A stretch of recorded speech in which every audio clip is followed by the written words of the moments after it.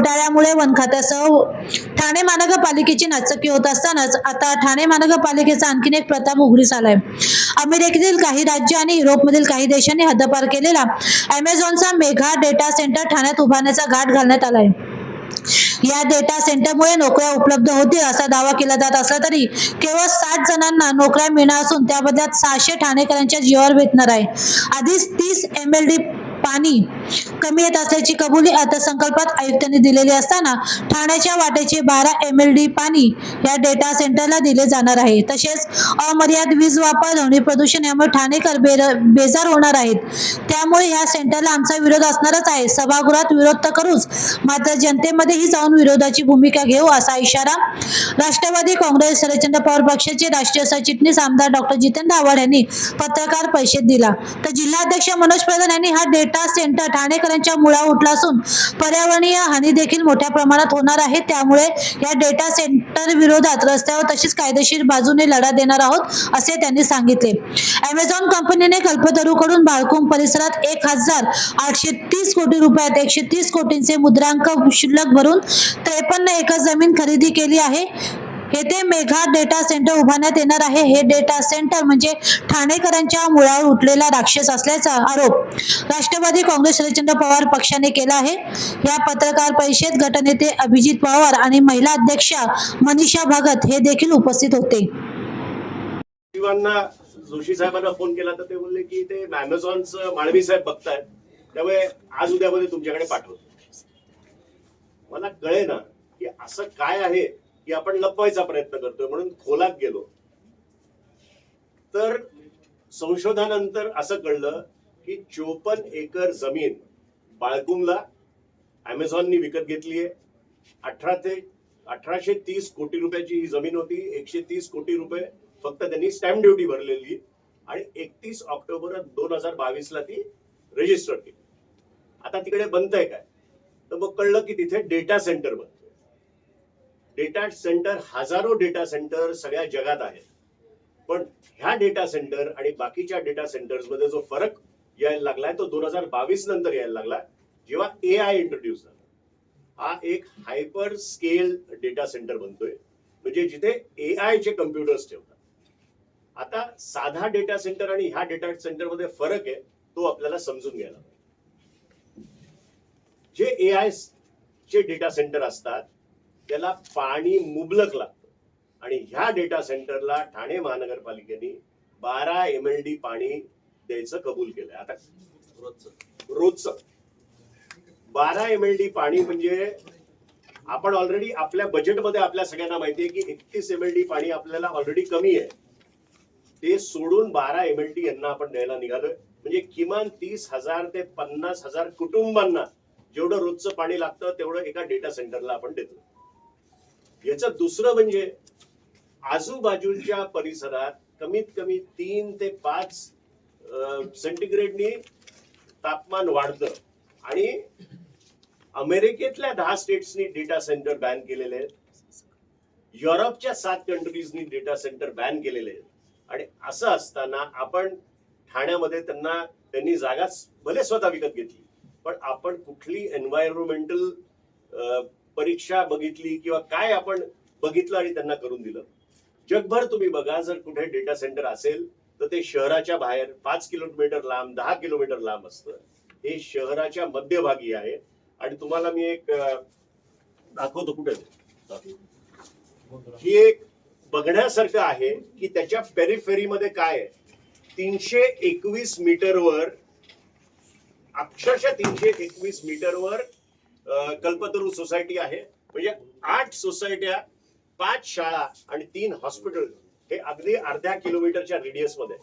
म्हणजे जगात कुठेही झालं नसेल हे ठाणे शहरात काम चालू आहे. पण 500 मीटरच्या मध्ये एवढा घात होणार आहे.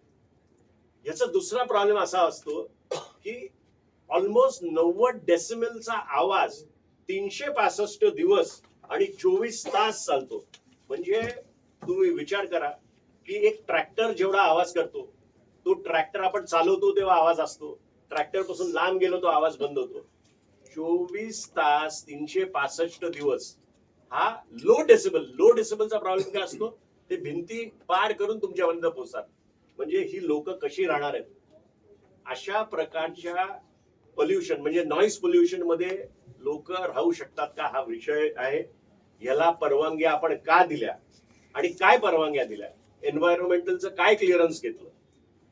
दुसरं सांगायचं तर आपले सुपीक कल्पना आहेत लोकांच्या की अमेझॉन आलं म्हणजे खूप नोकऱ्या येणार. या डेटा सेंटर मध्ये किमान फक्त आणि फक्त 50 ते 60 लोकांची तरतूद आहे आणि फक्त 50 लोक त्यांना लागणार आहे. सर ते पण सिक्युरिटीसाठी जास्ती लोक लागणार आहे.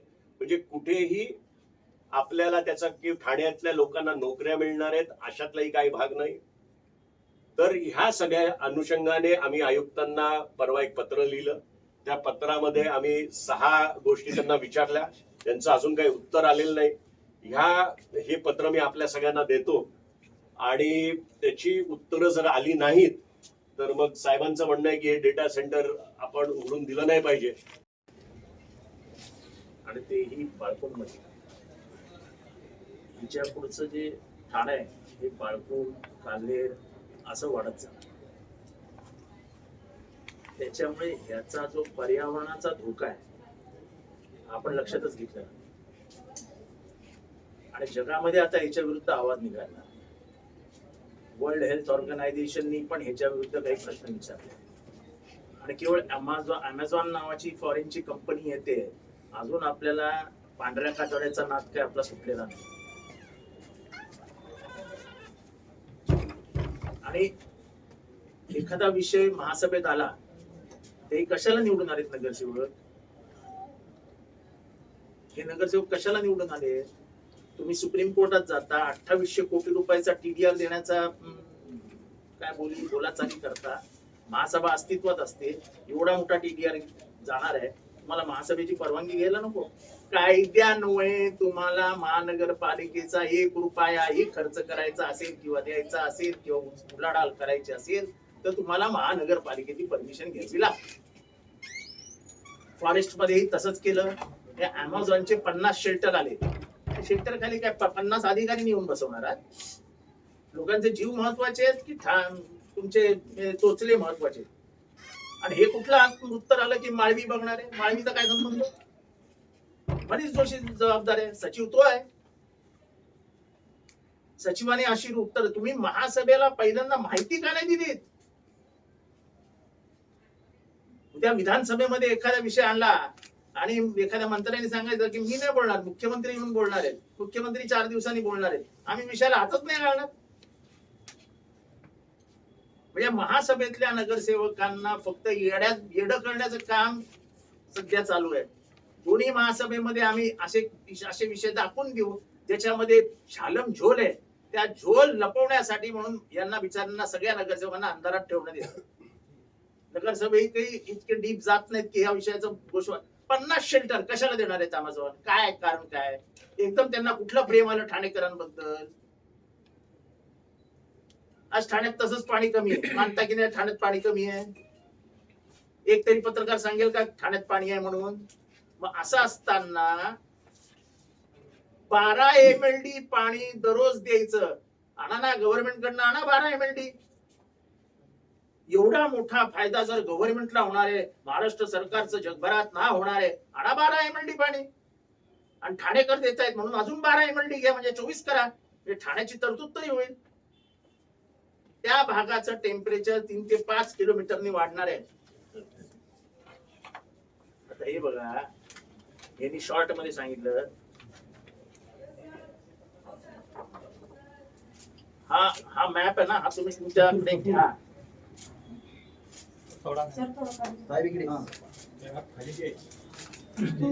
बाळकुण मध्ये किती रहिवासी असतील?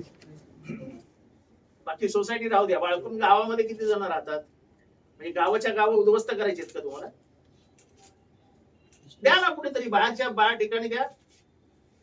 जाऊ द्या शहापूरच्या पलीकडे, कसाऱ्याच्या अलीकडे, जिथे मैल कोण राहत नाही तिथे जाऊ द्या ना. तुम्हाला शहरात कशाला हवंय? आणि हे काय अमेझॉन आमचं पर्सनल काय दुश्मन नाही. म्हणजे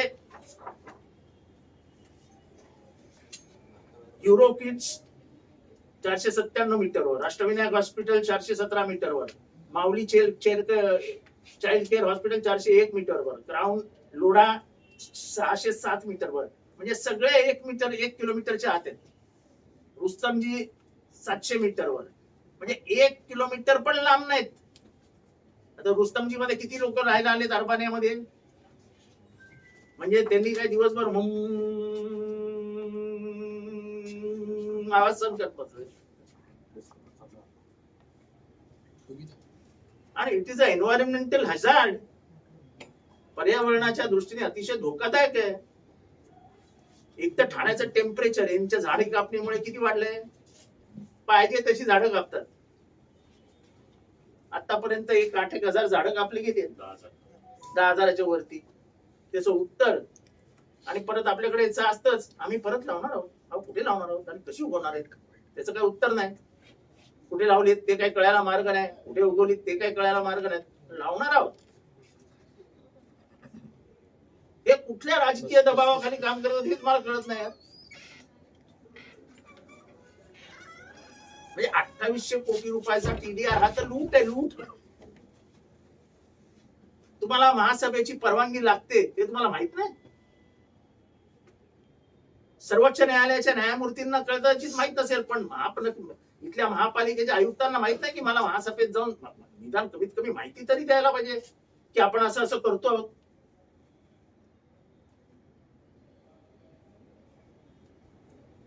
तुम्ही कन्सेंट टर्म्स साईन करता, त्या कन्सेंट टर्म्सला तुम्हाला मान्यता घ्यायला नको महासभेची. तुम्ही काय वैयक्तिक मालक आहात या महासभेचे? या महासभेची जबाबदारी महासभेवर येते. तुम्ही काल हा विषय आणला, या विषयाची काय माहिती दिली तुम्ही महासभेला? महासभेमध्ये काय अडाणी कॉर्पोरेटर बसलेत सगळे, ज्यांनी तुमच्याकडनं पैसे घेतलेत. 50 सेंटरची लालच दाखवून तुम्ही ठाणेकरांना मूर्ख बनवता का? याचं एकही उत्तर द्यायचं नाही. आणि मात्र अमेझॉन येणार आहे. अमेझॉन गेला का जीच्या जी मध्ये.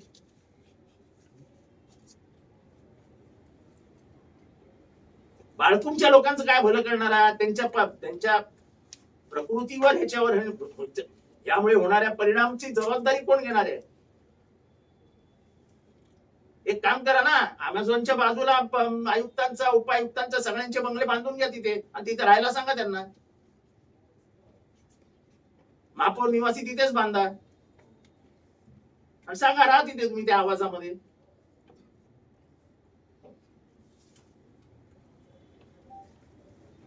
हे जे काही चालू आहे ठाण्यामध्ये, केवळ पैशाचं अर्थकरणाच्या माध्यमातून स्वतःचे खिसे भरण्याची कामं जी काही सुरू झालेली आहेत, त्याला कुठेतरी रोख लावावाच लागेल.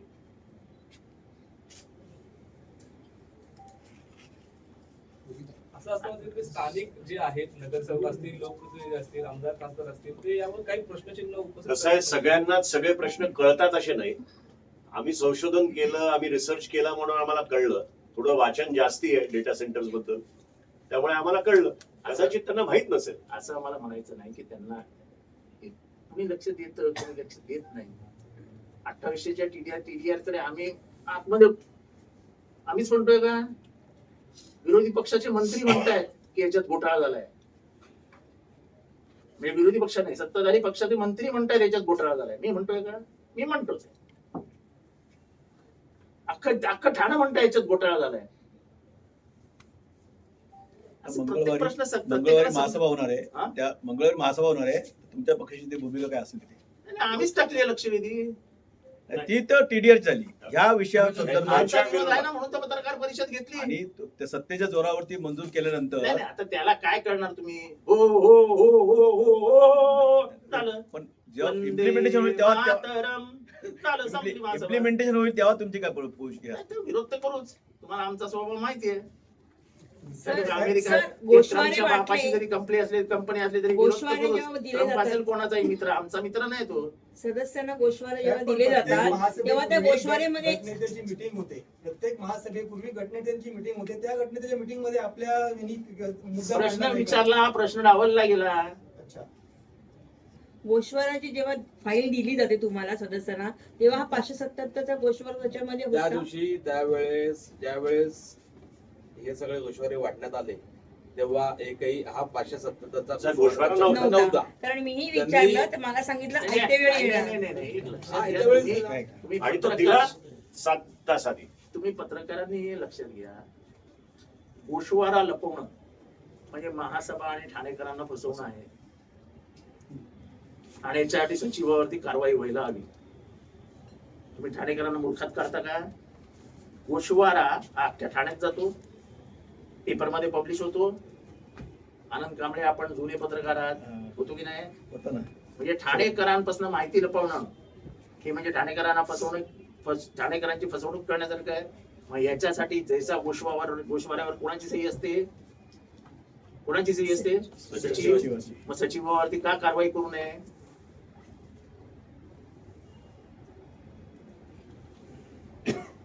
साहेब ते पावसाळी अधिवेशन आहे त्या त्याच्यात ते काढू पाऊस. एवढं आक्रमक भूमिका इथे घेतो ते तिथे का घेणार नाही? म्हणजे काय वेगळं थोडी. अमेरिका युरोपने हद्दपार केलेले अमेझॉन इथं आणण्याचा घाट नेमका कशासाठी आहे? आणि पाहिलं तर मुलांना असं आहे की आपण लोकांना नाही मिळत. आपण ना आता ट्रम्पच्या हाताखालची गुलाम झालो. एखाद्या ट्रम्पचा फोन आला असेल, ए दोस्तो, हा देता हूं साहब. सर आणि सेंट्रल गव्हर्नमेंटनी डेटा सेंटर्सला टॅक्स रिबेटही दिला, 20 वर्ष नो टॅक्स. म्हणजे एवढं काय आपल्याला याच्यातनं फायदा होणार आहे? भारताच्या अर्थकारणामध्ये याची काय मदत होणार आहे? तरुणांना नोकऱ्या मिळणार आहे असं देखील म्हणलं 60 नोकऱ्या मिळणारे, 60 नोकऱ्या आणि 600 जणांचा जीव जाणार आहे. याचे होणारे दुष्परिणाम म्हणजे कानाचे पडदे फाटणार आहेत, मेंदूवरती परिणाम होणार आहे. सर्वात महत्वाचं म्हणजे याचा प्रचंड परिणाम मेंदूवरती होतो.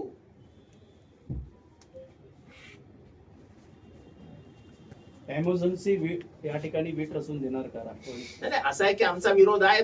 प्रसंगी जी पावलं उचलायची ती आम्ही उचलणारच. जेव्हा आम्ही उघडपणाने हे सगळी माहिती ठाणेकरांना देतोय, ठाणेकर पण अनभिज्ञ आहेत. ठाणेकरांनाही माहित नाही काय होत आहे. बाळकुंबाल्यांना काय माहिती आहे त्यांच्या प्रकृतीवर याचा काय परिणाम होणार आहे? सर, ह्या संदर्भात तुम्ही जेव्हा बाळकुंब लोकांना, बाळकुंब्या नागरिकांना याचा त्रास होणार आहे, त्या लोकांना पण तुमच्या सगळ्या याच्यामध्ये आता एकत्र आता हळूहळू बाळकुंब मध्ये एखादी जाहीर सभा, सोसायटीजना पत्र पाठवणं, हे सगळं आम्ही करणार ना. कायदेशीर लढा देणार का? कायदेशीर सगळ्या लढाई म्हणजे तलवार पण काढणार आणि ढाल पण हातात ठेवणार. लढाई करायची म्हणजे करायची, त्याला काय नवीन काय लढाई? लढते रहो, झगडते रहो. सर, विरोध करणारा विरोधी पक्ष नेता पत्रकार परिषद नाही, त्यांना विषय माहिती आहे का? त्यांना माहिती आहे. नाही, आज शुक्रवार असल्यामुळे नमाजाची वेळ आहे. नाहीतर मग महासभेमध्ये मंजूर नाही त्यांचाच पहिला हे असणार. असं काय नाही.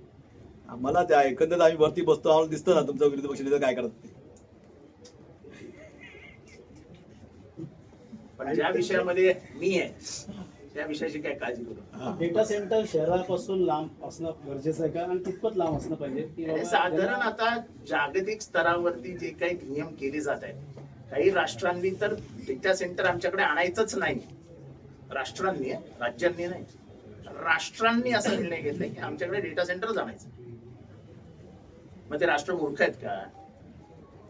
हे जे काहीतरी प्रकृतीवरती, हवामानावरती, पर्यावरणावरती गंभीर परिणाम होत आहेत, म्हणून युरोप सारख्या प्रदेशामध्ये याच्यावर बंदी घालणे,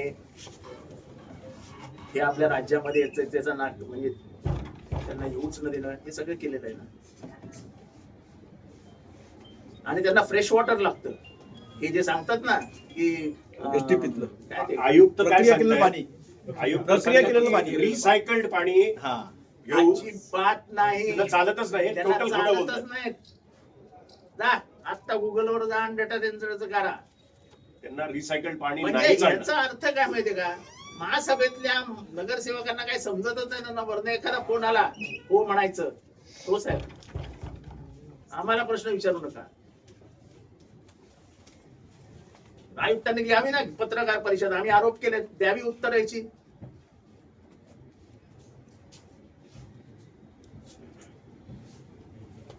त्यामुळे हा प्रकल्प हा ठाणेकरांना घातक प्रकल्प आहे.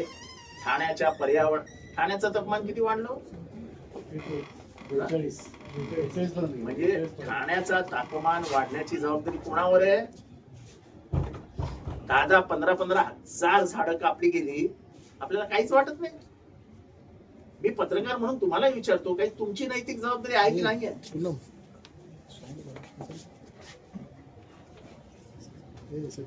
आज जर बाळकुंग मध्ये 5 डिग्री टेम्परेचर वाढलं तर फक्त बाळकुंग मध्ये वाढणार नाही, त्याचं हळूहळू हळूहळू सरकत येणार बाजूला.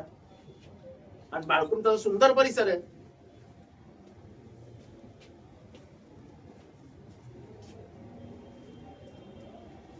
त्याच्यामुळे आणि हे सगळे काय आम्ही आमच्या म्हणजे पूर्ण हे ज्या अर्थी हा नकाशा इतका स्पष्ट आहे त्या अर्थी संशोधन केलंय, काहीतरी माहिती घेतली, हे तर गोष्ट खरी आहे की नाही? आणि वॉटर टेबल तर कम्प्लीट नष्ट होईल आजूबाजूचं. म्हणजे ज्या विहिरींना पाणी लागतंय ते तर तुम्ही विसरूनच जा. 3-4 किलोमीटरच्या हद्दीत पाणीच लागणार नाहीये तिकडे. आणि जिथे पाणी मिळणार आहे ते गढूळ पाणी मिळणार आहे.